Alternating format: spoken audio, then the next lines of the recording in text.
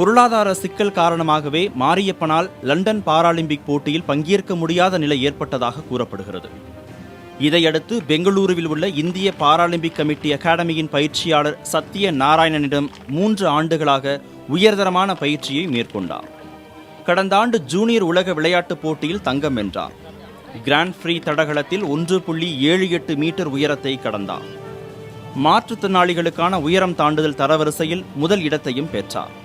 இதே நம்பிக்கையுடன் Rio Paralympic போட்டியில் பங்கேற்ற மாரியப்பன் 1.89 மீட்டர் உயரம் தாண்டி முதலிடத்தை பிடித்து தேசத்துக்கு பெருமை சேர்த்தார். பாராலிம்பிக் போட்டிகளில் தனிநபர் போட்டிகளில் தங்கப்பதக்கம் வென்ற முதல் தமிழக வீரர் என்ற பெருமையையும் அவர் பெற்றார். புதிய தலைமுறைக்காக செய்தியாளர் குழு.